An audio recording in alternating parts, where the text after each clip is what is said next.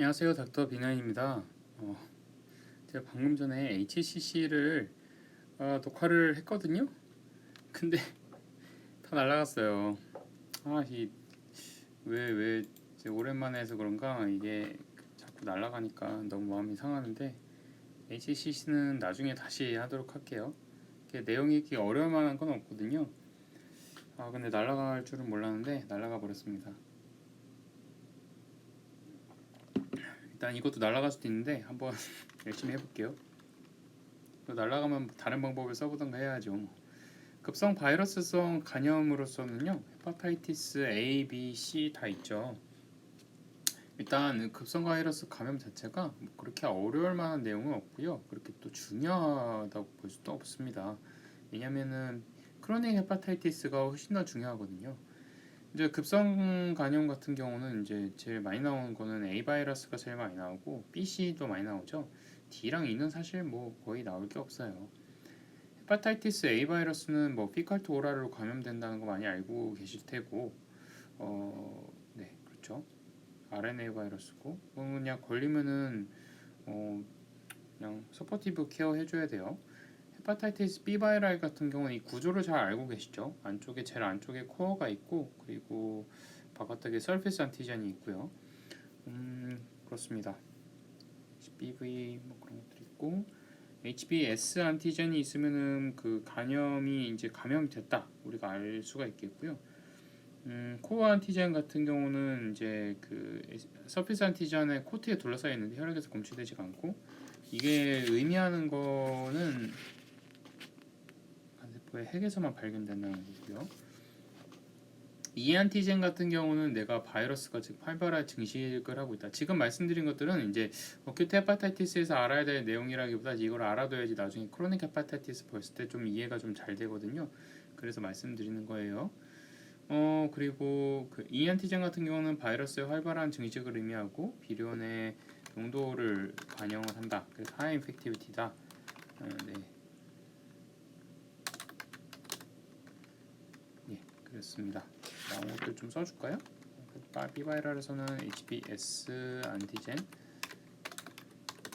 HB 코어 안티젠, 코어 안티젠 그렇게 중요한 거 아니고 HB 안티젠 중요하죠. 이게 중요한 거는 HBE 안티젠, 그리고 안티 HBs, 안티 HBs는 이제 이게 세로 컨버전 되고 다 사라졌다. 그래서 이게 항체가 완전히 없어, 그 세로 컨버전 돼서 환자가 완전히 좋아졌다라는 걸 알 수가 있는 건데, 사실 이게 동시에 나타나는 경우도 있다고 하거든요.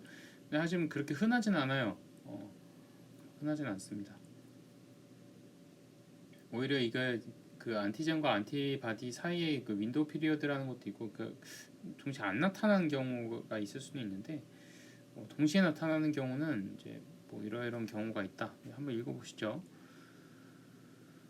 네, 그렇습니다. 결합되어 검출이 안 되는 경우, 안티젠과 안티바디가 서로 결합돼가지고 검출이 안 되는 경우가 있을 수 있고, 흔하지 않은 경우. 네. 그리고 안티 ATBC,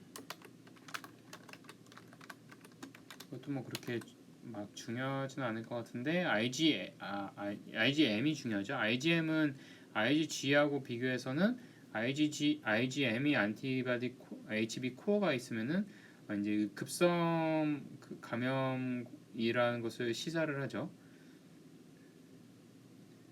그래서 IgM 안티BC랑 처음에 이제 그 나가는 것 중에 HBs 안티젠, 안티 HBC, 그리고 뭐 이런 것들이 나가죠. 그리고 HBV DNA가 있죠. 만성간염에서 치료 방침을 결정할 때 중요합니다. 이거 제가 제일 중요한 거는 HBs 안티젠, HBV DNA가 중요해요. HBE 안티젠, 이렇게 세 개가 중요합니다. 하나, 둘, 셋. 아시겠죠? 세 개가 중요합니다. 네, 그래요. 다음으로 넘어가도록 할게요. 하이 인펙티비티를 나타내는 지표, 이거 한번 읽어보시죠. DNA랑 E 안티젠이랑 뭐 이런 것들이 있다. 따로 언급은 안 할게요. 242페이지에 2번 프리코어 앤 베이젤 코어 프로모터 뮤테이션, 이게 이제 내용이 굉장히 많이 있는데요. 일단 이거를 눈에 바르고 넘어가시죠. 뒤에 나오기 때문에. 그리고 헤파타이티스 C 바이러스에서는 뭐가 중요하냐?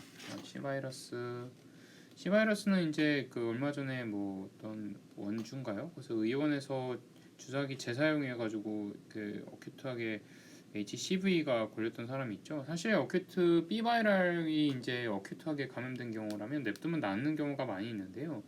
HCV가 감염이 만약에 어큐트하게 왔다 그러면은 크로닉하게 갈 가능성이 높습니다. 그렇기 때문에 크로닉하게 가면은 이제 LC가 생기고 뭐 그럴 확률이 많잖아요. 그렇기 때문에 좀 문제가 많이 된다고 볼 수가 있겠죠. 그리고 DV, EV, GV 이런 거는 그냥 넘어가도록 하죠. 참, HCV는 RNA 바이러스예요. RNA 바이러스. 그래서 RNA 타이틀을 봅니다. 역학 같은 경우는 이제 지금 246페이지로 왔고, HAV 같은 경우는 피가트 오랄을 아까 말씀드렸고, BV 같은 경우는 섹슈얼 인터코스, 파렌탈이 제일 많아요. 파렌탈이 제일 많고요. 그렇기 때문에 이제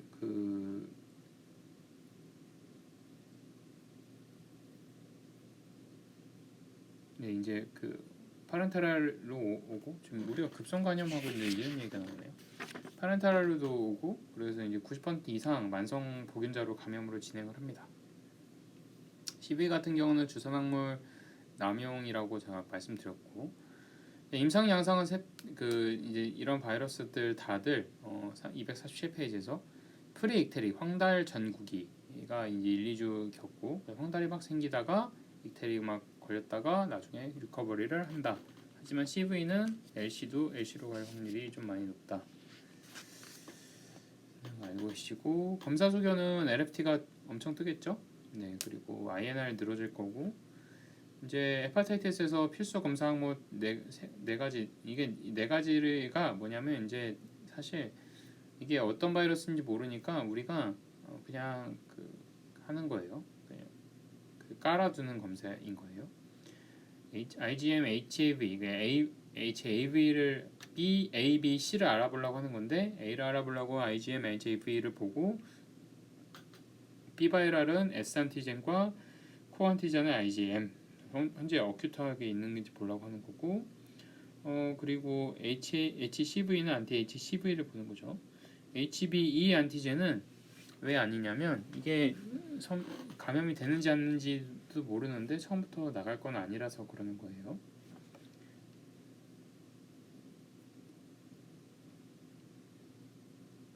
그리고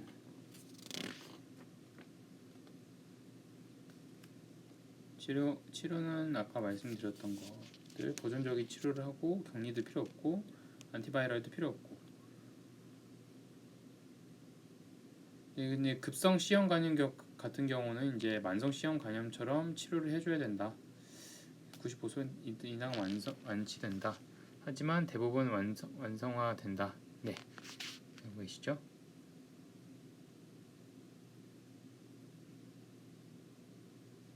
치료를 안 하면 만성화 된다는 거죠? 네. 치료를 안 하면 만성화 된다는 거네요. DAA 치료를 하는데 안 하면 완성화 된다. DAA라는 약이 있는데요. 이게 사실 뭐 나중에 얘기할 거지만 C형 간염 같은 게 이제 치료 방식이 계속 변합니다. 그렇기 때문에 이제 업데이트되는 걸 쫓아가기가 굉장히 어려워요. 그래서 제가 강의를 하더라도 여러분께서 이게 막 월 단위로 막 바뀌고 그러거든요. 그래서 이게 좀 CV 같은 경우는 좀 어렵다고 볼 수가 있겠습니다. HAV는 백시네이션을 해주는 게 중요한데요. 뭐 사실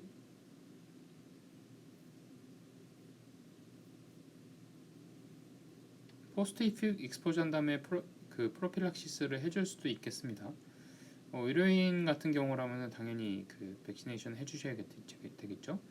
B 바이러스 같은 경우는 이제 액티브 이뮤니제이션을 이제 IG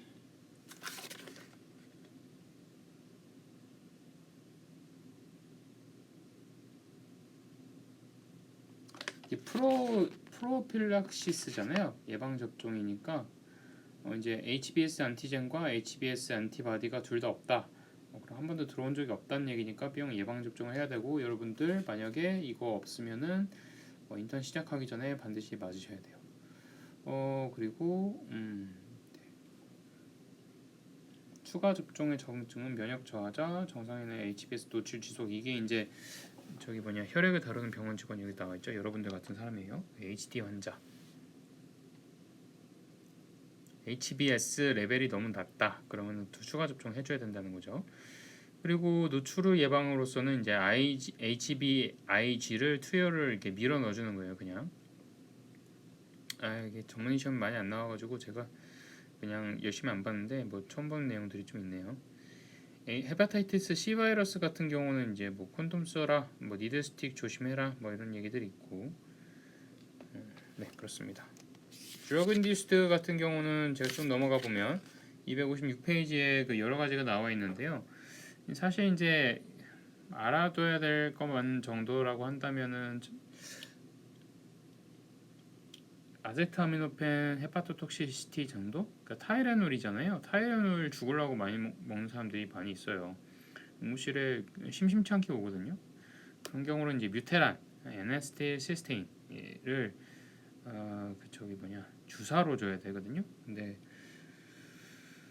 주사를 또 안 맞고 집에 가겠다 그런 사람도 있는데, 제가 그런 사람 또 나를 보호해야 되니까 피오로 줘서 보냈었는데요. 꼭 먹으라고 했었는데 이게 굉장히 계산법이 복잡해요. 진짜 몇십 알을 줬던 것 같습니다. 좋아졌는데 어떻게 복용 안 하셨을 것 같은데, 아무튼 보낸 적은 있어요. 그리고 아이소나이드 헤파토톡시시티 이런 것도 있다. 네, 이거 그 학생족 부분은 제가 잘 모르겠거든요. 여러분들 봐가지고 나오는 것들 정리하시고 보시죠. 아미오다론도 있네. 자, 이제 만성 감염으로 넘어가 볼까요? 이게 중요하기 때문에 만성 감염을 더 우선적으로 보셔야 됩니다. 그리고 만성 감염은요, 이제 사실 그 HBS 안티젠이 키워드예요. 이제 만성 감염 제가 얘기하는 건 지금 B바이럴 얘기입니다. B바이럴. C바이럴은 나중에 얘기할 거예요. 제가 아직 공부를 안 해가지고. B바이럴 같은 경우는 이제 B바이럴 HBS 안티젠이 6개월 이상 시 선택지가 세 가지가 있습니다. 첫 번째는 이제 크로닉 헤파타이티스로 갈 확률, 두 번째는 컴펜세이티드 LC로 갈 확률, 세 번째는 디컴펜세이티드 LC로 갈 확률이 있거든요.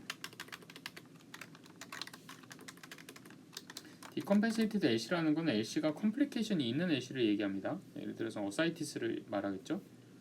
대부분 같은 경우는 수직 주상기 감염이 많아요.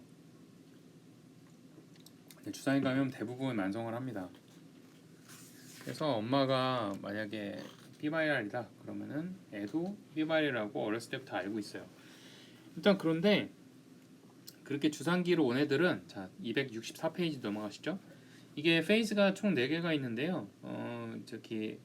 처음에 HBS 안티젠과 HBE 안티젠이 같이 살아요. 그래가지고 굉장히 DNA 타이터가 높습니다. 그런데 DNA 타이터가 높다고 얘네가 그 간을 막 공격하는 게 아니에요. 얘네들이 시간이 올 때까지 기다립니다. 그래서 얘들이 설치지 않으면은 사실 딱히 치료를 할 필요가 없거든요. 언제 설치기 시작하면은 LFT가 막 상승을 하기 때문에 그때 이제 치료를 시작해 주는 거예요. 그러니까 막 예를 들어서 10살 때, 20살 때 가지고 검사가 시험 문제가 나오면은 20살 여자애가 갑자기 아주 검사를 해봤는데 DNA 타이터가 높고 근데 LFT는 정상이야. 그런 경우 이뮨 톨러런스 페이지라고 하거든요. 이게 그래프를 보면서 하세요. 이뮨 톨러런트 페이지 때는 치료를 딱히 안 해줍니다.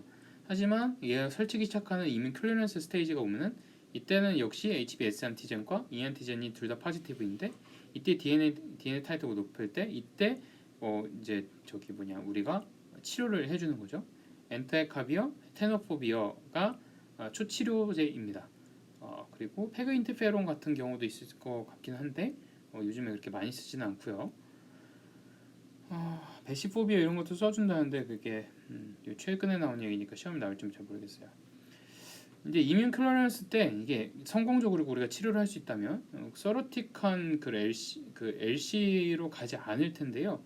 이렇게 만약에 성공적이지 않았다면 LC로 갈 확률이 있습니다. 반성적으로. 그래서 그렇지 않기를 바라야 되는데 사실 그럴 확률도 좀 있다는 거죠. 자, 이뮨 톨러런트. 두 번째는 이뮨 클리어런스. 그리고 이뮨 컨트롤, 이뮨 에스케이프.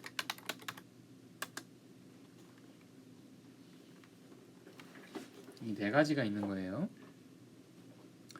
이뮨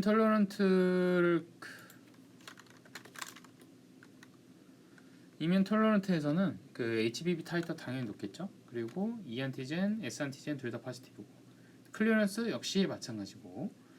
그리고 그런데 이제 이때 우리가 약을 써가지고 이뮨 컨트롤에 갖다 가지고 LFT가 떨어지고 DNA 타이터도 떨어지고, 그러면은 땡큐잖아요.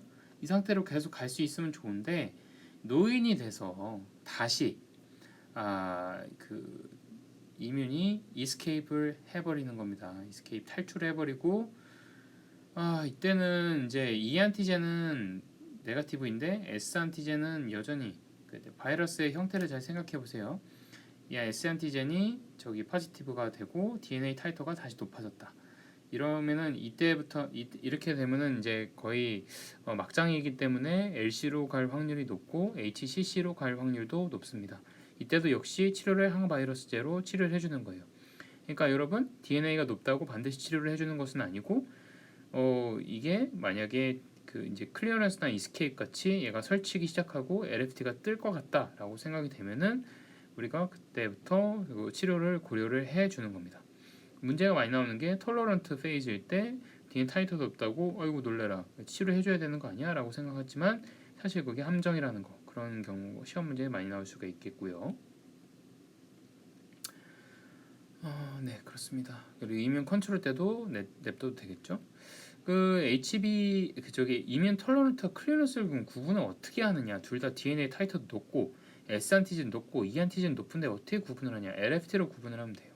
ALT가 정상이 아니고 올라가는 경우도 있어요. 하지만 이게 40, ALT만 40에서 45 뭐 이렇게 약간 어중간하게 올라가 있는 경우를 문제로 준 경우도 있었는데요. 이런 경우는 추가적으로 준 클루 같은 게 이뮨 클리어런스 때 바이옵시를 했는데 뭐 브리칭 파이브로시스가 있었다. 그러면은 이게 조직 소견의 다양한 정도의 섬유화 이게 보이잖아요. 그래서 그런 경우라면은 이게 면역 제거기구나라고 생각을 하고 치료를 해주는 게 답이었습니다. 이것만 알면은 시험 문제를 푸는데 아무 문제가 없어요. 그리고 265페이지를 가보시면은 HBE 안티젠이 네거티브인데 이게 네거티브인데 이게 그 치료를 해줘야 되는 경우 언제 생기냐? 이게 프리코어 바잘코어 프로모터 뮤테이션이 생겼을 때 이런 일이 생기는데 증식 재활성화기에 해당되고 그러니까 이뮨 이스케이프에 해당되고, 이것의 기전은 아까 말씀드렸던 파워 242페이지를 보시면은 프리코어 앤 바잘 프로모터 뮤테이션 이런 경우 이렇게 될 수 있다는 거죠. HBV 타이터가 약간 낮아요. 높기는 한데 아까 10에 7승 8승이었잖아요. 이뮨 클리어런스 때. 근데 이뮨 엑세케이프 때는 높기는 하지만 10에 5승 정도에서 된다. 예전에 한번 망가졌으니까 DNA가 이렇게 증식하기에 그렇게 좋은 환경은 아니어서 그럴 거라고 생각을 해요. 일단 고령 때 다시 이뮨 엑세케이프가 생기는 경우가 흔하기 때문입니다. 네, 그렇습니다. 네, 그래서 우리의 목표는 그래서 HBS 안티젠을 이뮨 클리어런스 때 약을 때려 부어서 S 안티젠을 세로 컨버전, HBS 안티젠을 HBS 안티바디로 완전히 바꿔버린 거, 시럼에서 세로 컨버전을 완전히 시키는 것이 우리 치료의 목표라고 볼 수가 있겠습니다. 267페이지를 보시면 그래서 치료는 이제 보면은 치료 목표가 ALT 정상화죠. 네, ALT를 떨어뜨리고 클리어런스 때 우리 치료하는 그 목표라는 것이겠죠. 그래서 AST, ALT가 높을 때만 치료를 해주고요. 그런 반면에 이제 HCV 같은 경우는 AST, ALT를 보고 하는 게 아니라 HCV RNA를 보고 치료를 해줍니다. 그리고 HBV DNA를 떨구고 ALT를 정상화시키고 그리고 HBe 안티젠도 네거티브로 만들어 버리고 HBs 안티젠도 네거티브로 만들어 버리고 세로 컨버전을 둘 다 시켜주는 것이 목표라고 볼 수가 있겠습니다. 268페이지를 보시면 이해하셨죠? 268페이지를 보시면 여러분들이 보시 이제 얘기들이 이제 치료제가 있습니다. 페그 인터페론 그리고 라미뷰딘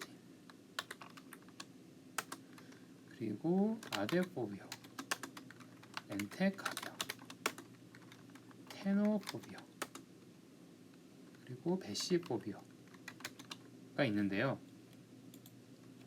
사실 페그 인터페론 같은 경우는 제일 최초로 승인된 B형 간염 치료제예요. 그래서 이게 이제 그 셀을 이제 그 공격할 부위를 매그니피케이션 시켜서 T 셀이 이제 이뮨 클리어런스 때 먹게 해주는 그런 약인데요. 이게 특이한 게 주사제입니다. IV인 게 특이하고요. 이제 키워드를 적어드릴게요. IV이기 때문에 치료 횟수가 정해져 있기 때문에 예전에는 굉장히 좀 많이 썼었거든요. 그런데 요즘에는 잘 안 씁니다. 왜냐하면 플루-라이크 심텀이 되게 심해요. 지금 보면 굉장히 많이 얘기가 돼 있는데 이게 오래된 약이기 때문에 연구가 많이 돼 있어서 이렇게 많이 써주는 거고요. 사실 그렇게 잘 쓰는 약은 아닙니다. 그래서 게다가 이제 한국에서 또 흔한 지노타입 C에 페긴터페론이 잘 안 듣는데요. 그래가지고 페긴터페론이 그렇게 선호되는 약은 아니고 여러분이 아셔야 되는 경우는 얘기는 컨트라인디케이션인 경우가 있는데 비대상성 간 경병증에는 못 씁니다. 그리고 이게 문제되게 많이 나와요. 플루라이크 심텀 같은 이제 사이드가 많기 때문에 이 치료를 하는 1년 내내 계속 플루라이크 계속 찡찡거리고 그럴 거 아니에요. 그렇기 때문에 그런 이제 플루라이크 심텀 때문에 너무 환자가 힘들어하기 때문에 그렇게 치료되는 제 선호되는 치료제는 아니다. 하지만 치료 기간 짧고 약대성이 없다. 그래서 좋기는 한데 다른 약이 있어요. 다른 약은 이제 좀 이따 말씀드리도록 하고 라미뷰딘은 내성이 잘 생기는 약입니다. 이게 부작용이 적은 게 장점이었는데요. 페그 인터페론 다음에 나온 약인데 라미뷰딘이 내성이 잘 생기는 단점이 있습니다. 내성은 YMDD 베리언트 HBV가 흔합니다. 그래서 그것을 이름을 알고 계시죠. 아까 말씀드렸듯이 초치료는 지금 말씀드린 약들이 아니라 엔테카비어, 테너포비어, 그리고 베시포비어, 페그 인터페론도 초치료에 쓸 수 있지만 그렇게 선호되지는 않는다. 라미뷰딘이 내성이 발생한다. 그러면 어떤 약을 쓸 것인가? 테너포비어를 단독으로 쓰던가 아니면은 테너포비어와 뉴클레오사이드 아날로그 병합 치료. 뉴클레오사이드 아날로그랑은 이제 라미뷰딘, 엔테카비어, 테너포비어를 얘기를 하고요. 그리고 다른 약으로는 뉴클레오타이드 아날로그가 있거든요. 타이드 아날로그, 사이드 아날로그 268페이지 그 그래프 바로 밑에 나와 있어요. 참고하시면 될 것 같고 페그 인터페론 빼고는 나머지는 다 경구약이죠. 피오 약입니다. 그래서 외래에서도 먹을 수가 있어요. 그러니까 괜히 입원해서 페그 인터페론 맞느니 그냥 피오를 더 선호하겠죠. 만약에 그 예전에는 이제 라미뷰딘 내성이 생겼다 그러면 잘 모를 때는 라미뷰딘을 끊어버리고 딴 약을 썼는데 요즘에는 라미뷰딘과 다른 아데포비어 같은 약들을 써줄 수도 있습니다. 아데포비어가 라미뷰딘과 다른 부위에 작용을 한다고 해요. 그래서 두 개를 같이 써주면 좀 시너지가 있다고 합니다.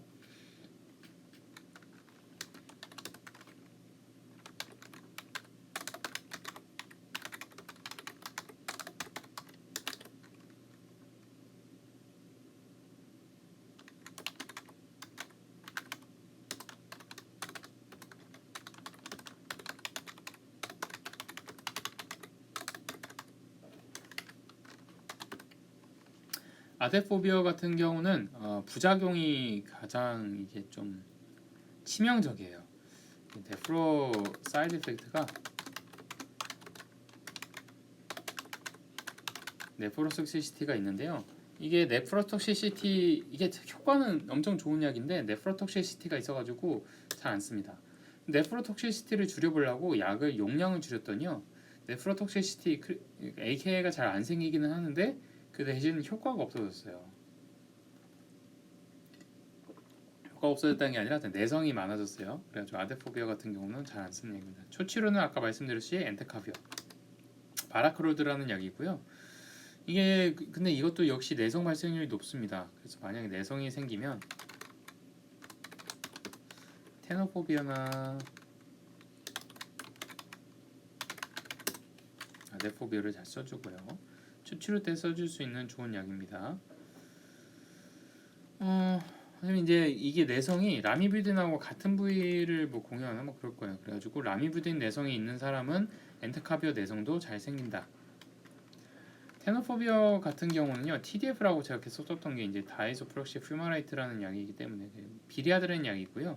그래서 TDF라고 썼던 거고, 이제 뭐 이렇게 중요한 건 아니지만 테노포비아가 진짜 킹왕짱이고요. 제일 많이 나오는 거 같고, 드물게 경미한 AKI, 뭐 골 감소, 골다 공증이 발생할 수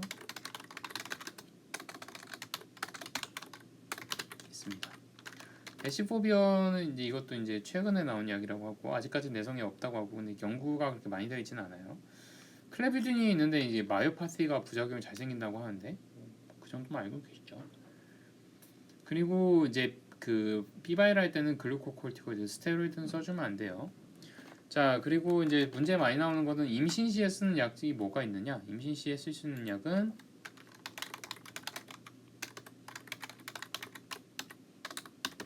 테노포비어입니다. 여러분 이제 임신을 준비하는 사람들 있잖아요. 그런 사람들 같은 경우는 이뮨 톨러런트 페이스일 때도 약을 써줍니다. 그 이유는 이제 그 DNA 타이터를 미리 줄여놓으면은 이제 임신을 계획하고 있는 사람 같은 경우는 DNA 타이터가 적은 상태에서 임신을 하기 때문에 수직 감염의 가능성이 좀 낮출 수가 있기 때문에 그렇죠. 똑똑하죠? 네 그렇습니다. 그리고 키모테라피를 만약에 목표로 하고 있는 사람들 같은 경우라면은 예방적으로 항바이러스제를 써줄 수도 있어요. 네 그렇습니다. 저 B바이럴 여기까지 하도록 할게요. 여러분 오늘도 수고하셨습니다. 다음번에는 C바이럴로 찾아뵐게요. 감사합니다.